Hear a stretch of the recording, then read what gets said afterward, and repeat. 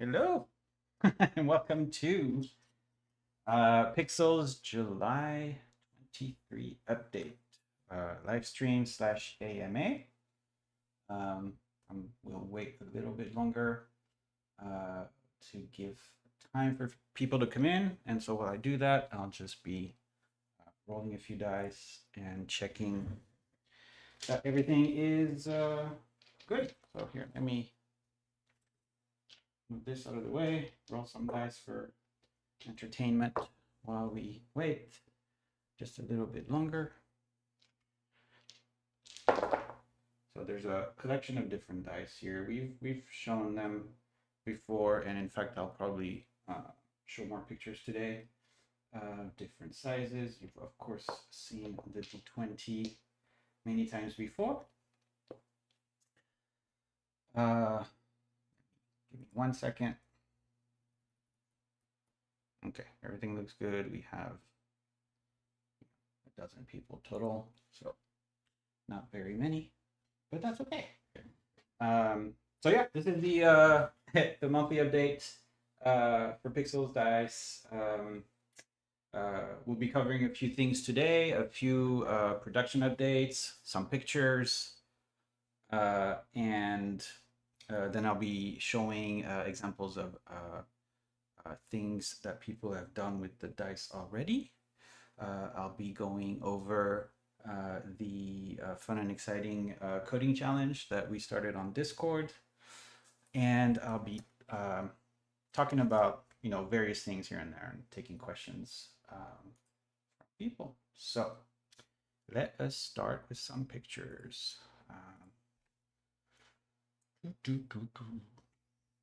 One moment. Let me switch to the desktop. Thank you. And here I'm going to share this because it's fun to look at them this way. Here's a bunch of dice. These are basically all the dice that we have to make for you guys. And part of the reason why, things take a long time. These are not final pictures, obviously, because there's a few details that we were still tweaking. But it kind of goes to show the number of items that we have to prepare. So let me show you some better pictures actually while you're here. As we're taking those for instance, the website and Pledge Manager when it opens, all these things.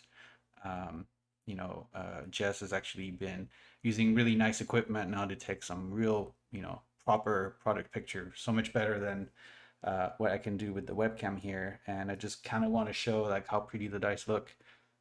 Once again, this is the Midnight Galaxy D20. This one right here when it's lit up, right? And here when it's off. And you can see there's, I believe it's called holographic powder, something like that. It's a very, very nice flakes that are actually really making it look like, a galaxy of stars. And then when it lights up, it's even more beautiful. It's a lot brighter to the eye when you see it, but thanks to nice settings, we can take some really really good pictures. Here is, for instance, the clear. In the clear, as we mentioned before, we paint the numbers this sort of copper color, so you can still read it because otherwise it's really hard. But when it's lit up, sorry, you can really see the line sort of, reflect or refract or whatever the word is through the nice facets of the dice. It's really fantastic. This is the Aurora Sky, same idea. This one's really really bright in person once you light it up. We, I've been putting, together picture sets. So this is, for instance, the Aurora dice. As I mentioned, we have many more, and we're working on them at this very moment as well. Here's, for instance, all the colorways that we're offering, right? So these we're actually going to use these for like references when you like select your dice. So the onyx black, which is really, just a really polished black, hematite midnight, which is semi-translucent, aurora sky, and then clear, where you can see the internals of the dice. Speaking of internals, I will share a picture that is kind of fun. That one of our, oops, I don't want to open Photoshop. One moment, please. Mr. Photoshop opens. All right, well, that's okay. We'll just do this. Yeah, one of our electrical engineer was trying to figure out an issue with some of the dice, and he ended up taking X-ray pictures of the D20. And so these are really, really fun to look at. So if you see a D20 die, this is pretty much what it looks like. The circuit board is completely transparent. And you can mostly see things that are metal or metallic in some way. And so, for instance, you can see the wireless coil that's used for charging up here. You can see the counterweight on the opposite side to make the die, as balanced as possible. The middle is the battery. And in fact, if I zoom in, you can even see sort of the layers of the battery because they're rolled, right? Like it's a film, and then it's rolled in a little cylinder. And then the rest of the black marks are like, the little pads and legs of components and things. The the circuit board is completely transparent. The resin completely transparent. But anyway, I just thought that was a fun picture to share. Look at the inside of the dice. I hope we can take some of the other dice as well, but this really was a one-off thing for now. Anyway, just kind of fun to share and fun to confirm that things are pretty well lined up once you cast the dice. Anyway, let me close Photoshop because we don't care. Getting back to the colorways, actually, I see a question came in asking me about the Aurora Sky and whether it's white or blue. It is on the blue side, right? Oops. Oh, actually, there it is. The Aurora Sky is, bluer to look more like a sky, I suppose. It's really nice. Like it's not blue enough that it affects the color when lit up, but it is blue enough that in person you can tell it's blue. Here, let me switch over to the ones I have right here, right? And they obviously look blue in person, right? It's a really, really nice color though. And again, really sparkly and beautiful. Let me go back to my face so I can answer more questions. Which one's my favorite color? It's going to be a toss-up between clear and aurora, honestly. I expected to not like clear very much, but the more we work with it, the more I really, really enjoy being able to see the inside of the dice. In fact, here, let me show you some of the real close-ups because they're just so cool. Here, desktop. So ignore the counterweight. It will be painted black. But just, the ability to see the dice inside the circuit board, the components, just think it's really, really neat. Right, so this is like the 6-sided die, and you can even see the little green component here. Some of the insides. It's just really neat. So anyway, like here, in fact, you can zoom in and see the LED, the inside of the LED even. I just find it really neat. So, maybe it's the electronic nerd in me or anything like that. But I really enjoy the clear after all. Also, it is hella bright. So if you need a night light or anything like that, yeah, clear is your go. Okay, so let me go on to updates really quick before I answer more questions. Um, and these updates will be accompanied with more pictures. All right, so, oops, one moment. So production updates, there's not a ton to show. Obviously, you've seen the pictures of all the dice. We sort of shared most of them, maybe last update or something like that. Or maybe we showed videos.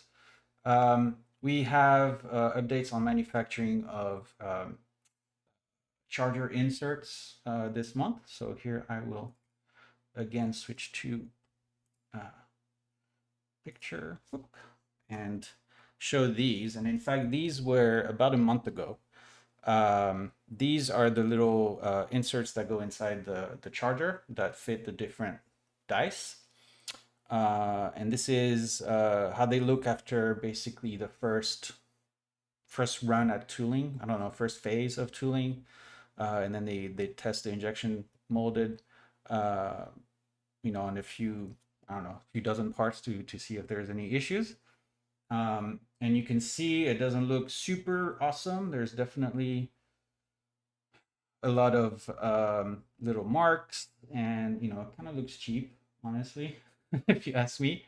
But then after they texture the plastic and work through some of the injection flow issues, this is what they look like this month.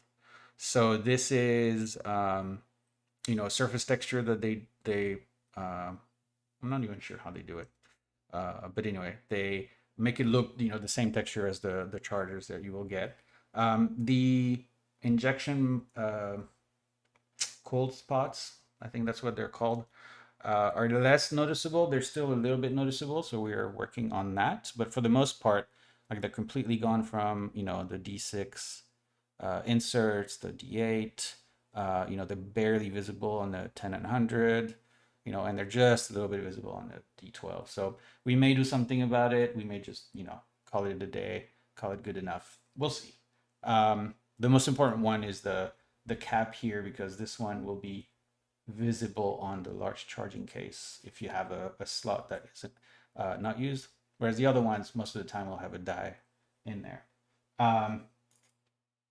This is what they look like on the flip side, right? So you can see they didn't bother texturing the bottom side of these inserts because, well, nobody's ever going to see it. And in fact, all these circular marks are where they push the plastic out of the steel molds, and so that's why you see these all these little marks here and there. Um, but yeah, I thought this was interesting and fun to share. Uh, Apologies, this picture is super blurry, but this is essentially what the tooling looks like for these, right? So we make 8 at a time. The D20 inserts were done separately because those are the first ones we made. But yeah, they're made 8 at a time, and if you can make it out, you can see the holes that the rods come through to push the finished insert back out of. But yeah, so we have this month. So I'm actually going to be getting my hands on those really soon. We have more progress on the onyx and hematite. One of the big issues we were having was making extra sure that all these numbers were, perfectly clean when they come out of the molds.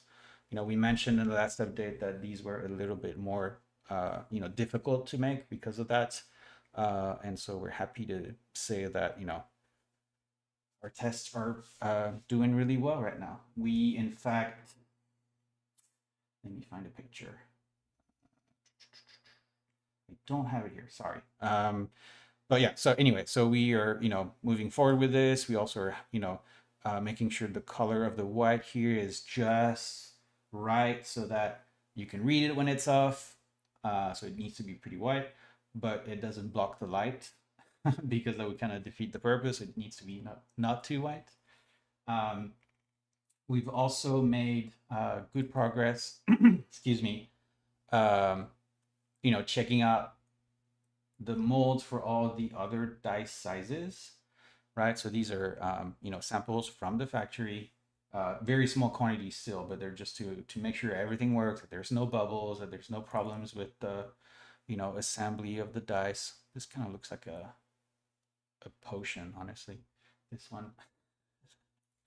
Um, this is the D8, right? So really, really nice finish. The factory is really, really good when it comes to all that stuff. Really sharp edges, sharp finish. We're really happy. Um, Here's a D12. Um, but yeah, so things are moving forward, and so far no major roadblock.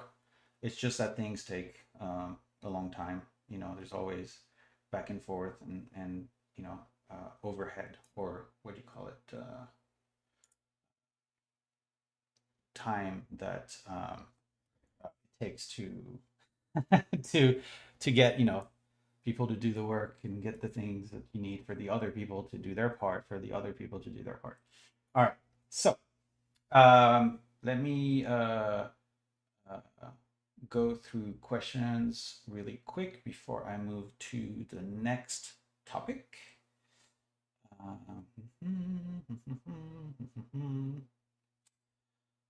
Beyond Foundry, got it. Okay. Yes. Oh, yeah. So I have a few questions that were submitted through the forms that we send every time. A couple questions about essentially the dev kits, which, by the way, if you have not sent us your address and you're a dev kit recipient, please make sure you do. There's about 10 people that we're still missing addresses for, although I would bet if you didn't bother sending us your address, you're probably not watching this. But in any case, there's about 10 of those that still, need to come out. We are probably going to keep those, safe somewhere until those people reach out. Um, it's entirely possible that they only reach out by the time we open Pledge Manager, so we don't just want to give them away. Um, Whether we have more dev kits in the future, still, to be determined. Since every die is a dev kit, it really just means, do we have dice, and are we willing to sort of sell you dice before our regular backers, right? And it doesn't sound like always a great idea. So we'll figure out, like, uh, partners, etc. Of course, we try to make sure they have dice. But then just backers wanting to pay extra to get some, that doesn't feel quite right. So we'll see. I'm not saying completely no, but there's consideration. Apologies. Yes, we're looking at a black screen all this time. So let me see really quickly. Um, Oh, somebody's mentioning something about the hematite color. So here, let me go back to the hematite. We are tweaking the formula a little bit to make it darker. So here, let me open the hematite really quick. 1 second. Right. So let's say this one. Right now, it's a little on the light gray side, and I think it will end up being a little bit darker. Um, but yeah, don't hold your breath. Wait for the real pictures, the final pictures, I should say, to come out to make your decision. But yes, some of the early concepts or pictures I shared for the hematite were a little darker than this, and so we're trying to get back to that uh, tone, etc. Let's see. Look at my list really quick.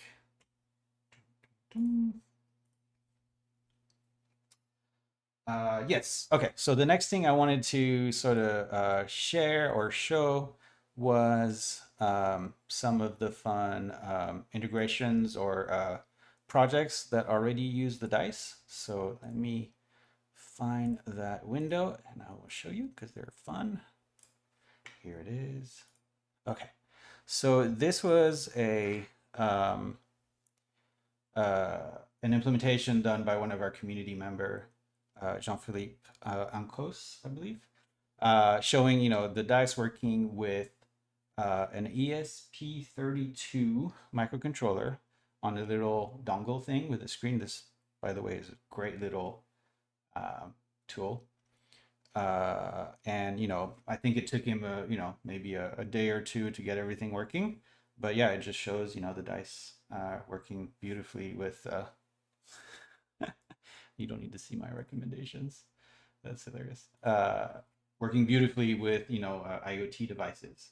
There is another example that is lots of fun. This was partially already shared, but I will do it again. So this was one of our community members called CNED. I do not know their actual name. And it's a cool little roller, in fact, written in a Blazor language, I believe. Sorry, a C# language for web. Yeah, it's a super fun. But anyway, it's a small roller, and let me actually refresh the page, connect to a die. Okay, so which one? This one. There we go. And let me zoom in as well. There we go. So you essentially type in, formulas for your roles like you would in, many tools. And then when I roll the die, it actually reads it, gives me the number, and it sort of updates all the formula at the same time, right? So it doesn't need to know what I'm trying to roll. It just updates everything, which is fantastic. And so, in fact, CNED went the extra mile and did something really, really cool, which is, if I believe it's right here, yeah, you can import a PDF directly from D&D Beyond. So if, for instance, I go here, I have one, my character on D&D Beyond, and I go to the, I think it's Manage tab, right? And you can export to PDF. If I download it and open it, right? So it's just a PDF file, but actually CNED is able to parse it and hold on one second. It is, where is it? This one? There we go. And bam, I have a character imported from D&D Beyond PDF and has all the formulas that would be on the page. It's just pretty amazing. So yeah, and then if I roll it, there we go. It updates the formulas, everything. It's just sweet. We shared some more integrations in the previous update already, so I'm not going to go over those again. But I just wanted to show these two, just because I thought they were super fun. Okay. Go back here. Let me catch up on questions if there are any. From Aqua 590, is that a giant pixel in the background? Yeah, actually, yes, it is. We had a creator make that for us. It's this creator was making regular die shape lights, and we just asked him to make one with the numbers of pixels. Let's see. More update questions. That's it. Okay. One moment then.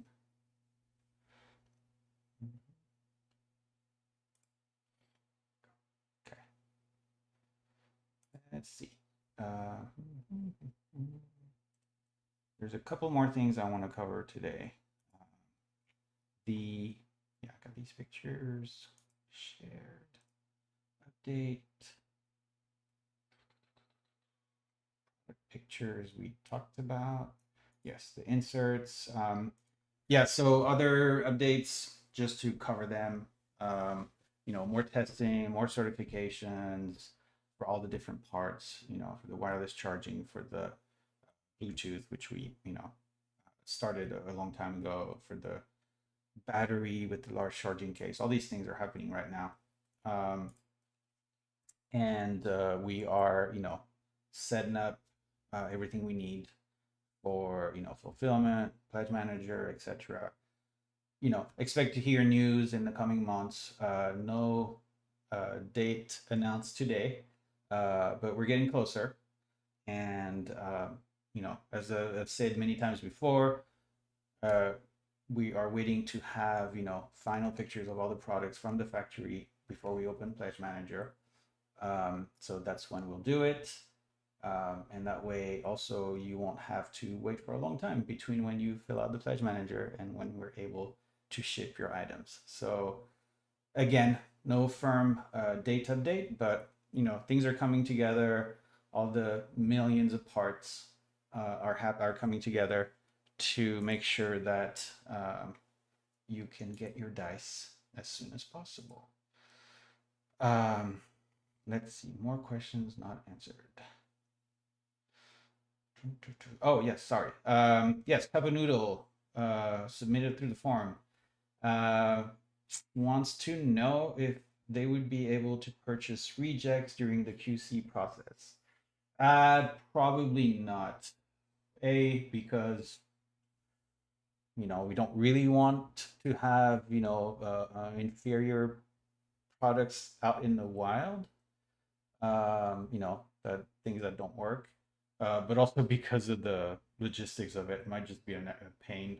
We already have so much to handle, just for regular product, that at this point we're not even going to consider, a different channel to figure out how to, get some of the QC rejects. Ask me again in, a year, and we're sitting on a pile of them and we don't know what to do, or something. Who knows, right? Maybe. Um, I know that that's something they do a lot for like plastic parts. So like when you change the color, of an injection mold, you sort of have to flush the tools, like the tooling, right? And so you end up with some parts that are like mixed colors that are perfectly functional, but they're the wrong color. And so sometimes people sell those. So, you know, maybe, but for the moment, not, we're not even gonna worry about it.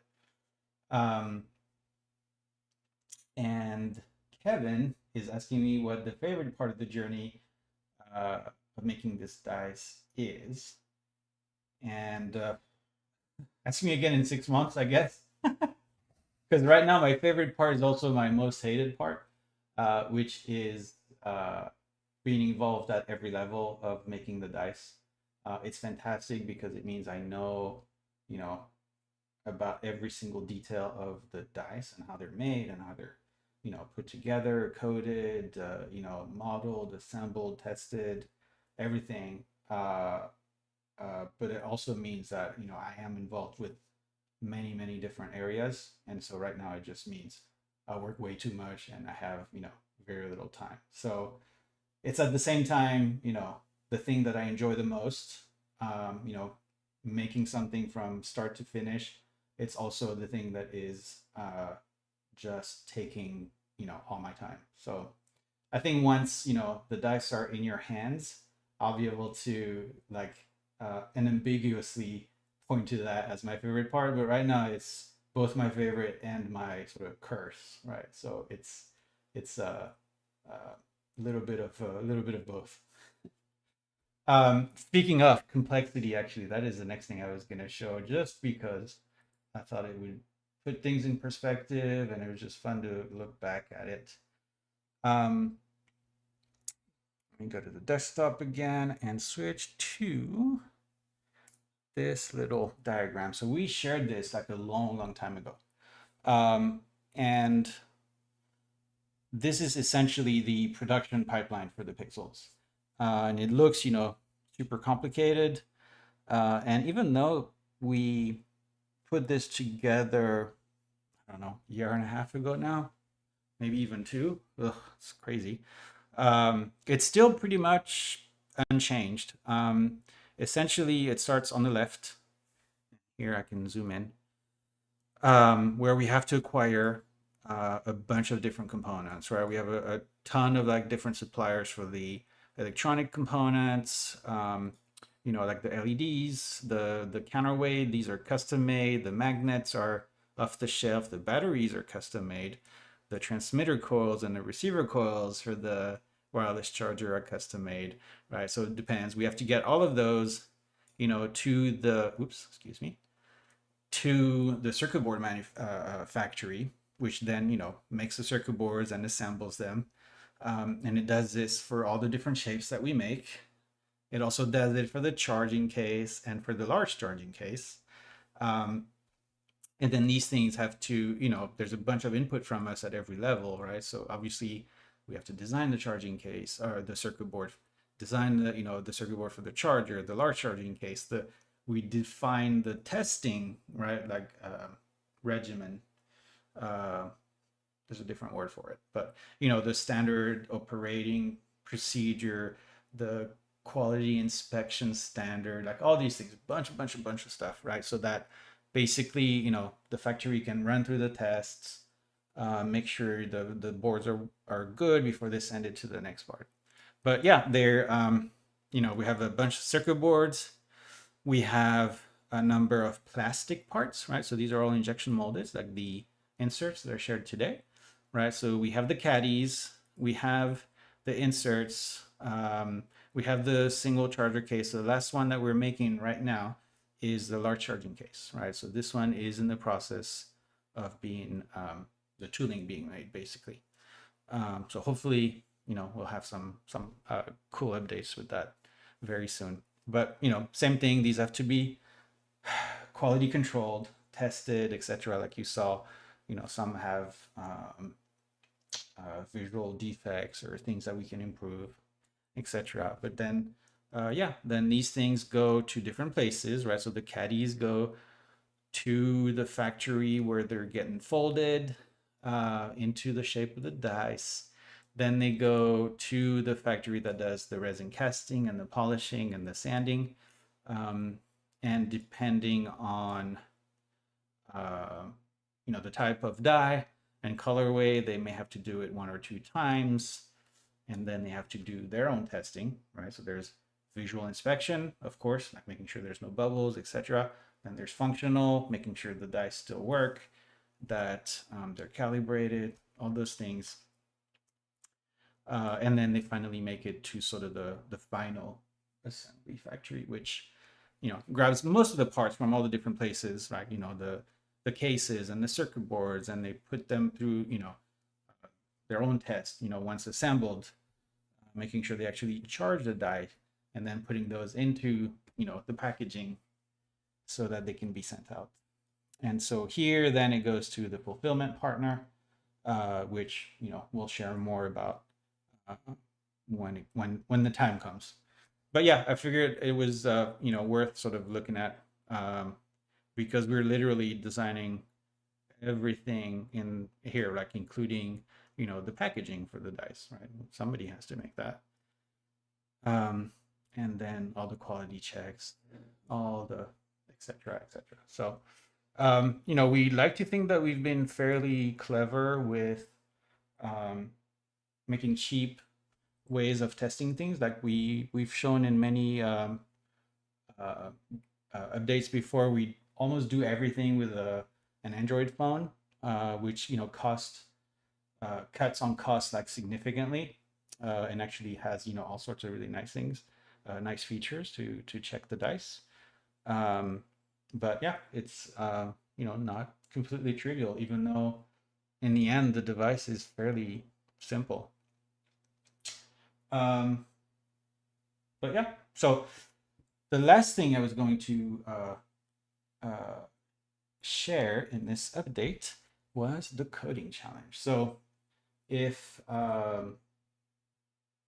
you're not so interested in like how things work internally, like how the dice work internally, you know, this may be pretty boring for you. So before I jump into it, I'm going to make sure I've covered any other questions we've had. And otherwise, I'm going to do a quick little rundown of the coding challenge. So let me check if anything else has come through. No, okay. Okay, so the coding challenge. So one of the things, actually, I think the easiest way for me to show is probably with um, video first. There we go. Yeah, this one just disconnected from the the dice roller I was showing. So it notified that it disconnected. But let's say I'm using this die, right? And obviously the dice know, which way they roll. That's kind of the the core, one of the core offering of Pixels dice. And so they know, okay, this was a 20, or this was a, can't read it now, 7. Um, but there is one slight annoyance with these, is that if I shake them, even if they don't necessarily quote unquote roll, they might think they did. Like, so here, that wasn't enough. Not enough. Ah, well, it rolled over. Well, okay, it is still doing pretty good. But if I grab it and then I put it back down, I didn't even rotate it, it thinks it rolled, right? So that's something that's kind of, not ideal. I wish there was a slightly better way, that the dice were a little bit smarter about, what is a legitimate roll and what is sort of like just me, moving it out of the way and putting it down on the table because I need to do something else. And so I thought, this is really just a data processing issue. Like someone needs to come up with a good algorithm for, processing the accelerometer data. And so I put it up as a coding challenge on Discord. So if you're interested, you can go to our Discord channel here. I will share it on screen right here. Oop, there. There is a coding challenge with dice, up for grabs. Essentially, if you can figure out a good algorithm for determining when a die is rolled or not, you can win 2 or 1 pixel. The rules are explained, the data is explained on the Discord channel, so I won't go into too much detail. But essentially, I'll cover the basics, which is the way dice know how they roll is because there's an accelerometer in it that measures the direction of gravity, right? So basically, when the die is resting, as it is now in share screen again, when the die is resting as it is now, it is being subjected to the Earth's gravity, right? It's not falling because it has something underneath it, but it still feels that weight, right? That force, essentially. And so, and the direction of that force is how the die knows, which face is up, because basically it has, its own reference frame, and so if it can sense that, the die is in the force vector is in mostly the y or the x direction, then it means, excuse me, then it means that gravity is pointing a certain way, which means it must be facing a certain way. Unfortunately, that is not the only force that this can sense. If I move the die like left to right, it's going to sense that as well, right? It's still being affected by the force of gravity, but it's also being affected by the force I'm applying to move it. And that's where it gets confused, right? Basically, like when it's moving, it, all it knows is that it's sensing a force in a certain direction with a certain magnitude. So what this looks like in concrete terms, wait, nope, here. is essentially we have, you know, a force value. Can I zoom in? No? Oh, here. Let's open in browser. Maybe I can zoom in here. Yes. Right. So we literally have, you know, readings in X, Y, Z, like in 3D space of the direction, you know, the components of the force. And from that, the dice is supposed to try to figure out, you know, what is happening to it. Like not only which direction it's facing, but also maybe if it's rolling, if it's falling, if it's being shaken, or, you know, just being moved, translated, etc. For a little bit more clarity, and then I will, you know, change subject, because if you want more information, it's on the Discord. But if I can find my Discord, there it is. I have actually I've generated a, where is it? A video with the a capture of what is happening to the die, right? So as I am, let's see, rolling the die here, there's a capture of what is happening to the die, and, you know, what the readings are on the X, Y, and Z axis. Oops, sorry, it's kind of off at the bottom. One sec. Oh, I can't, it's full screen. But anyway, yeah, so if I grab it, you can see as it's rolling and it stops rolling, the X, Y, and Z values are changing, right? So this is the same data that was on that spreadsheet.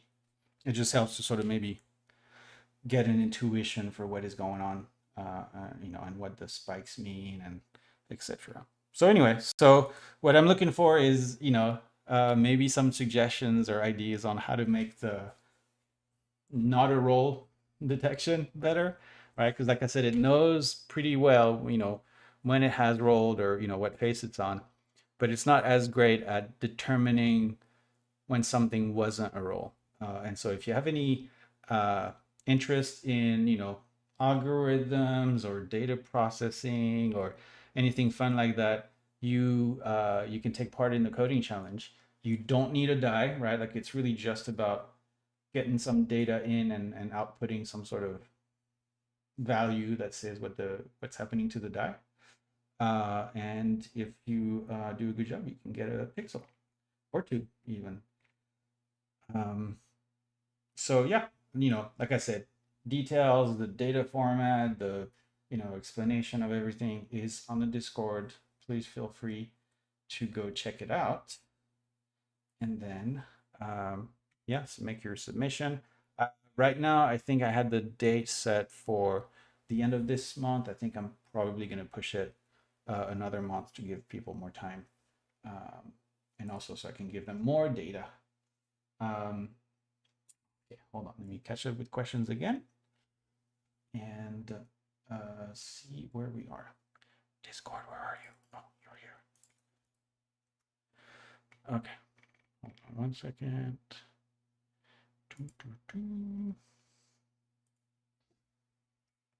Okay. Yeah, so I think that covers about all the updates for this month. I'm probably going back to China, but I don't know when exactly. I want to make sure my timing matches with when important parts of the tooling and molds and cases and all that stuff sort of comes together. So I don't just go to, you know, sit there for no reason. So I don't have a date yet, but it is still in the plan. And we are still aiming for, you know, pledge manager in a few months, but no firm date. You know, stay tuned for an actual announcement, and then shipping, you know, to start, you know, hopefully soon after that. Again, you know, more information coming soon. Let me hold on for a little bit, see if there's any more questions coming in. Otherwise, I'll probably end it here for today.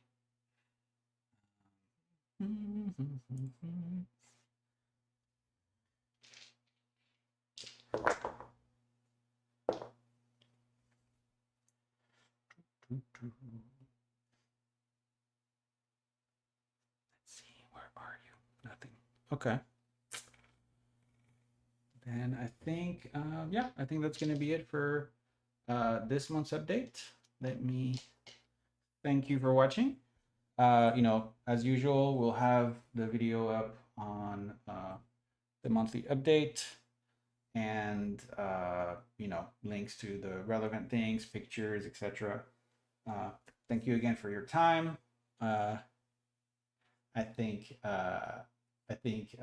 yeah, I'm excited. We'll see, the updates coming soon. We're gonna have lots of exciting things, and lots of great news in the coming months. So thank you again for watching, and for your patience. See you soon. Bye.